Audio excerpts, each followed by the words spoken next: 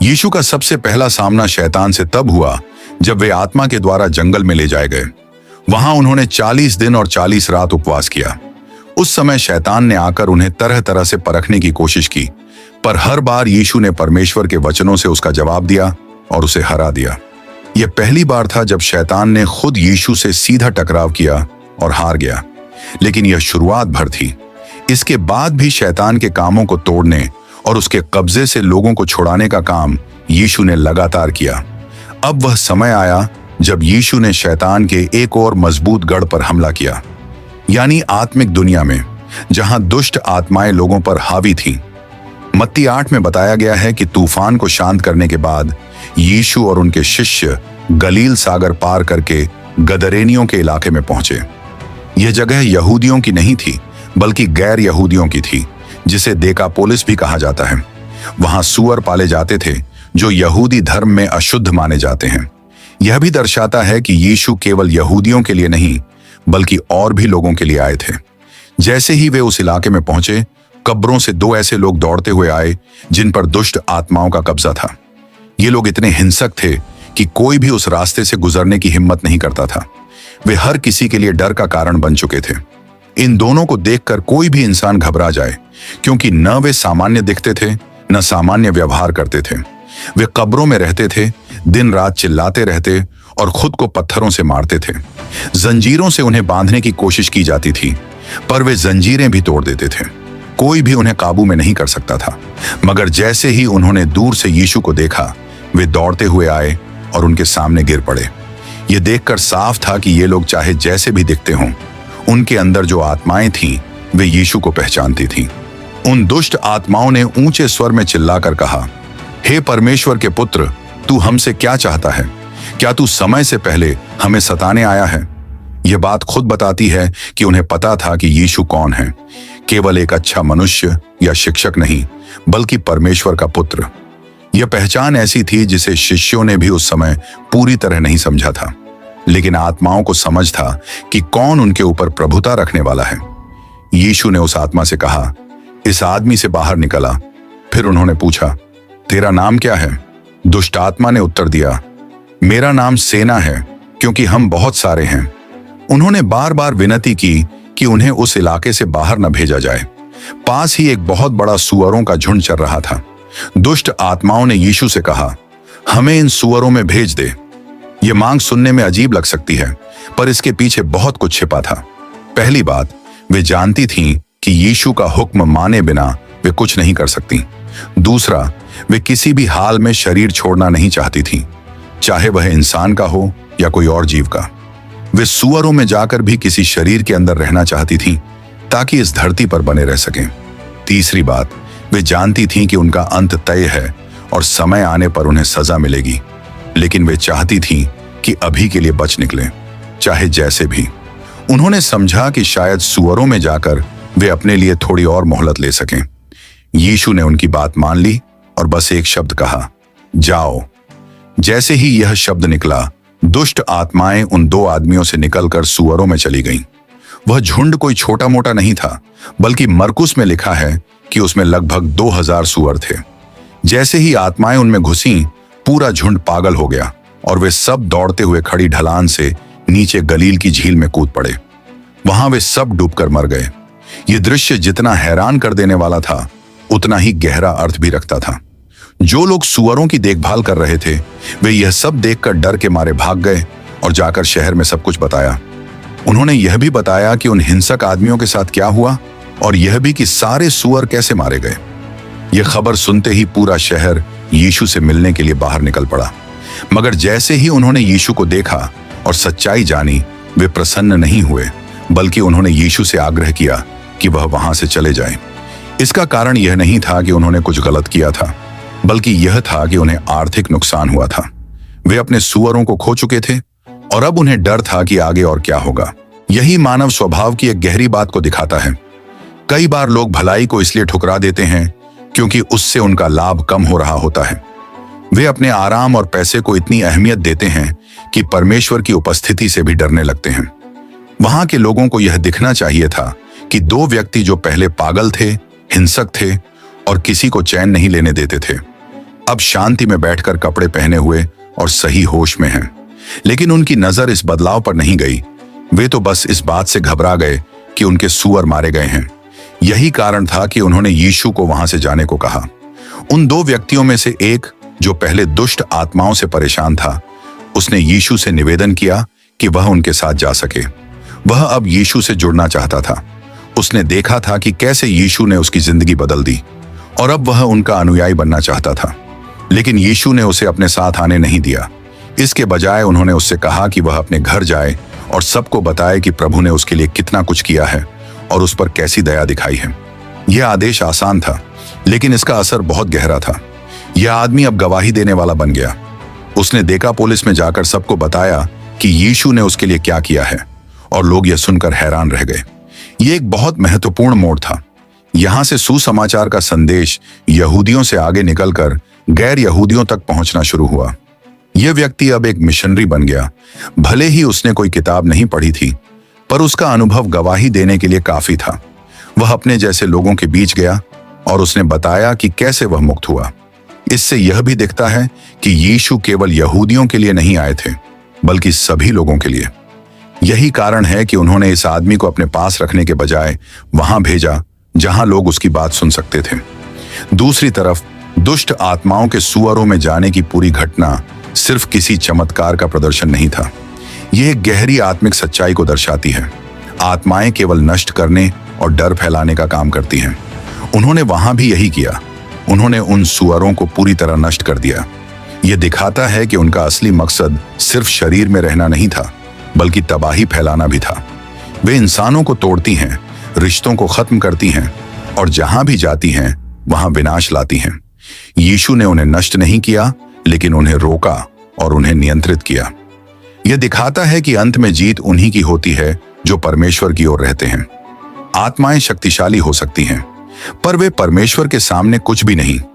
यह पूरी कहानी यह दिखाती है कि परमेश्वर का राज्य अब करीब आ चुका है। यह सिर्फ किसी धर्म की बात नहीं, बल्कि शक्ति और दया की सच्ची मिसाल है।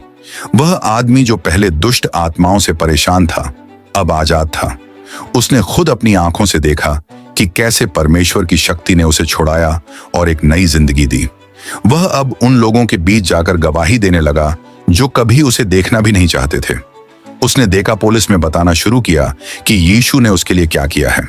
यह आदमी पहले डर का दूसरा नाम था, लेकिन अब वह उम्मीद की एक मिसाल बन गया था। पर इस चमत्कार के पीछे एक और गहरी बात छिपी थी। दुष्ट आत्माओं ने जब यीशु से कहा था कि क्या तू समय से पहले हमें सजा देने आया है, तो यह कोई साधारण सवाल नहीं था। इसका मतलब था कि उन्हें पता था कि एक दिन उनका न्याय होना तय है। बाइबल के अनुसार यहूदा 6 में लिखा है कि दुष्ट आत्माओं को हमेशा की सजा के लिए बांध कर रखा जाएगा। यानी वे खुद जानते हैं कि उनका भविष्य क्या है, लेकिन उस दिन वे बस समय को टालना चाहते थे। वे चाहते थे कि उन्हें थोड़ी और मोहलत मिले। इसीलिए उन्होंने सुअरों में जाने की विनती की थी। वे जानते थे कि यीशु उनके ऊपर अधिकार रखते हैं और बिना उनकी अनुमति वे कुछ नहीं कर सकते। यीशु ने जब उन्हें अनुमति दी तो इसमें कोई गलती या पाप नहीं था। उन्होंने जो किया वह पूरी तरह सही और पवित्र था। उन्होंने किसी भी इंसान को नुकसान नहीं पहुंचाया, बल्कि उन दो लोगों को पूरी तरह चंगा किया। दूसरी बात, सुअर यहूदी परंपरा में अशुद्ध माने जाते थे, इसलिए दुष्ट आत्माओं के लिए यह एक उपयुक्त ठिकाना था। तीसरी बात, दुष्ट आत्माओं को सुअरों में भेजने से उनके अंतिम भाग्य में कोई बदलाव नहीं आया। वे आजादी की तलाश में थे, लेकिन अंत में वही हुआ जो परमेश्वर चाहता था। इस पूरी घटना में यह साफ दिखता है कि आत्माएं सिर्फ जीना नहीं चाहती थीं, वे बर्बादी फैलाना चाहती थीं। जैसे ही वे सुअरों में घुसी, उन्होंने उन्हें पागल बना दिया और सबका नाश कर दिया। यही उनका असली स्वभाव है, नाश करना, डर फैलाना और परमेश्वर की बनाई दुनिया को नुकसान पहुंचाना। लेकिन उनका यह तरीका उनके ही खिलाफ गया। वे तो अपने लिए जगह ढूंढ रही थीं, लेकिन उन्होंने जिन सुअरों को अपना ठिकाना बनाया वे सब डूब मरे। इस तरह उन्होंने खुद ही अपना नुकसान कर लिया। यह भी दिलचस्प बात है कि दुष्ट आत्माओं ने जो किया, उसने वहां के लोगों के दिलों में यीशु के लिए डर भर दिया। उन्होंने चमत्कार देखा, पर फिर भी वे घबरा गए। उन्होंने दो व्यक्तियों की आजादी को देखा, लेकिन उन्होंने यह नहीं सोचा कि ऐसा किसने किया। उन्होंने बस यह देखा कि उनके सूअर मर गए। उनका ध्यान मनुष्य की भलाई पर नहीं था, बल्कि अपने व्यापार और संपत्ति पर था। इसीलिए उन्होंने यीशु से कहा कि वह उनके इलाके से चले जाएं। मत्ती 8:34 में यही लिखा है। पूरा शहर यीशु से मिलने आया, लेकिन उन्होंने उनसे निवेदन किया कि वह वहां से चले जाएं। यह बात बताती है कि लोगों की प्राथमिकताएं क्या थीं। वे अपने जीवन में अंधकार और डर को सह लेते थे, लेकिन जब कोई उन्हें बदलने आता है और सच्चाई दिखाता है तो वे उसे स्वीकार नहीं करते, क्योंकि सच्चाई बदलाव मांगती है और बदलाव अक्सर मुश्किल होता है। लोग पाप के साथ इतने घुल मिल जाते हैं कि वे सोचते हैं कि यही सामान्य है, लेकिन जब यीशु उस पाप को छूते हैं और उसे हटाते हैं तो लोग डर जाते हैं। उन्हें लगता है कि उनका आराम, सुख या आय चली जाएगी। इसी कारण कई बार हम भी परमेश्वर की आवाज से दूर भागते हैं, क्योंकि हमें डर होता है कि कहीं हमें अपनी आदतें, आराम या जिंदगी का तरीका बदलना न पड़े। यीशु ने जब उस दुष्ट आत्मा से परेशान आदमी को चंगा किया तो यह सिर्फ उस एक व्यक्ति की मदद नहीं थी, यह एक बड़ा संदेश था। यह दिखाता है कि परमेश्वर की शक्ति किसी जाति, धर्म या संस्कृति से सीमित नहीं है। वह चाहे जहां भी हो, जब कोई उसकी ओर मुड़ता है वह वहां पहुंच जाता है। यीशु ने यह दिखा दिया कि उनका काम सिर्फ यहूदियों तक सीमित नहीं, बल्कि सब लोगों के लिए है। शास्त्र में बार बार यह बताया गया है कि जो लोग आत्मिक रूप से देख नहीं सकते वे सच्चाई को नहीं पहचानते, और जब वे देखते भी हैं तो सच्चाई को ठुकरा देते हैं। यही हुआ गदरेनियों के साथ। उन्होंने देखा कि कैसे दो हिंसक लोग जो सबके लिए खतरा थे अब पूरी तरह शांत हो गए हैं, लेकिन फिर भी उन्होंने यीशु को स्वीकार नहीं किया। मत्ती 6:24 में यीशु ने कहा था कि कोई भी दो मालिकों की सेवा नहीं कर सकता। तुम या तो परमेश्वर की सेवा करोगे या धन की। यही बात यहां साफ दिखाई देती है। लोगों ने परमेश्वर के पुत्र को इसलिए ठुकरा दिया क्योंकि उन्हें अपने धन की ज्यादा चिंता थी।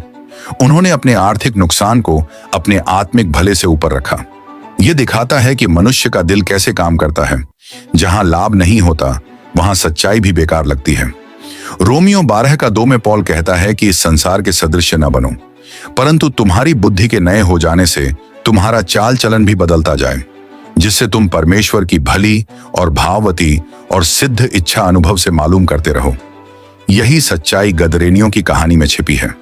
उन्होंने दुनिया के हिसाब से देखा, यानी अपने नुकसान और फायदे के हिसाब से, लेकिन अगर उन्होंने आत्मा की आंखों से देखा होता तो वे यीशु को अपनाते और उनकी उपस्थिति में खुश होते। यीशु का संदेश यही था, वह सबके लिए था। इफिसियों 2 में बताया गया है कि मसीह ने यहूदियों और गैर यहूदियों के बीच की दीवार को गिरा दिया है। वह सबको एक कर देता है। उसकी ओर आने वाले को वह कभी भी दूर नहीं करता। गदरेनियों की यह कहानी सिर्फ एक चमत्कार की कहानी नहीं है, बल्कि यह दिखाती है कि इंसान का दिल कैसे काम करता है। जब उसे बदलाव की जरूरत होती है तब भी वह सच्चाई को ठुकरा देता है। प्रेरितों के काम 10 में पतरस को दर्शन हुआ था कि परमेश्वर किसी को भी अशुद्ध नहीं कहता। यह बताता है कि परमेश्वर का उद्धार सबके लिए है। जाति, भाषा, रंग या संस्कृति की कोई सीमा नहीं है। यही बात यीशु ने गदरेनियों के इलाके में पहले ही दिखा दी थी। उन्होंने वहां जाकर चमत्कार किया, जबकि वह जगह यहूदी इलाके से बाहर थी। दुष्ट आत्माओं का पहचानना कि यीशु परमेश्वर का पुत्र है, यह बात और भी गहरी थी। वे जानती थीं कि वह वही हैं जो अंत में उनका न्याय करेंगे, लेकिन पहचान होना और मानना दो अलग बातें हैं। वे जानती थीं कि वह प्रभु हैं, लेकिन उन्होंने उन्हें स्वीकार नहीं किया। वे डरती थीं पर झुकी नहीं। यही बात आज भी कई लोगों के साथ होती है। वे जानते हैं कि परमेश्वर हैं, लेकिन वे फिर भी अपने जीवन में उन्हें जगह नहीं देते। यीशु ने उस व्यक्ति को अपने साथ नहीं रखा, बल्कि उसे उसके घर भेजा ताकि वह गवाही दे। यह दिखाता है कि कोई भी व्यक्ति गवाही देने के लिए तैयार हो सकता है अगर वह खुद परमेश्वर की शक्ति को अनुभव कर चुका हो। उसे कोई बड़ी शिक्षा या प्रशिक्षण नहीं चाहिए। उसे बस वह अनुभव याद रखना है जो परमेश्वर ने उसके साथ किया। दूसरी बात यह है कि लोगों ने यीशु को इसलिए नकारा क्योंकि उन्हें सूअरों की चिंता थी। उन्होंने यह नहीं देखा कि कितनी बड़ी आत्मिक विजय हुई है। उन्होंने केवल अपने घाटे को देखा। यही होता है जब लोग आत्मा की नहीं बल्कि शरीर की आंखों से देखते हैं। यह बात सिर्फ उन लोगों तक सीमित नहीं है, यह आज भी हमारे बीच होती है। हम भी कई बार प्रभु की योजना को इसलिए रोक देते हैं क्योंकि वह हमारी सुविधा में दखल देती है। यही कारण है कि बाइबल में बार बार यह कहा गया है कि अपना मन नया बनाओ, अपने जीवन की दिशा बदलो और परमेश्वर की ओर मुड़ो। सच्चा परिवर्तन वहीं से शुरू होता है जब हम अपनी इच्छा को छोड़कर उसकी इच्छा को मानते हैं। यीशु ने जो किया वह केवल चमत्कार नहीं था, वह एक उद्घोषणा थी कि परमेश्वर का राज्य आ गया है और वह शैतान के गढ़ों पर अधिकार कर रहा है। दुष्ट आत्माओं को बाहर निकालना, बीमारी को चंगा करना, तूफान को शांत करना, यह सब दिखाता है कि वह न सिर्फ धरती पर बल्कि आत्मिक दुनिया पर भी पूरी तरह प्रभु हैं। यह कहानी यह भी सिखाती है कि परमेश्वर कभी जबरदस्ती नहीं करते। यदि लोग उन्हें ठुकराते हैं तो वह चुपचाप वहां से चले जाते हैं, जैसा कि गदरेनियों के साथ हुआ। उन्होंने यीशु से कहा, यहां से चले जाओ, और यीशु नाव में बैठकर चले गए। उन्होंने जबरदस्ती नहीं की, पर उन्होंने एक गवाही छोड़ दी। वह व्यक्ति जो अब चंगा हो चुका था, जो देकापोलिस में जाकर अपने लोगों को बता रहा था कि परमेश्वर ने उसके लिए क्या किया, और वह गवाही लोगों के दिलों में असर कर रही थी। उद्धार और परमेश्वर का सच्चा रास्ता सबके लिए खुला है, लेकिन सबसे बड़ी रुकावट यह है कि लोग पाप छोड़कर मसीह का अनुसरण करना नहीं चाहते। यही बात हमें सोचने पर मजबूर करती है, क्या हम सच में अपनी जिंदगी, अपनी सोच और अपना दिल यीशु की आज्ञा के अनुसार चला रहे हैं? अब एक सवाल, आपने पहली बार परमेश्वर की उपस्थिति कब महसूस की थी? नीचे कमेंट करें और चैनल को सब्सक्राइब करना न भूलें। और यदि आप जानना चाहते हैं कि जब पवित्र आत्मा आपके अंदर आता है तो क्या होता है, तो मेरे चैनल पर जाकर इस वीडियो को जरूर देखें।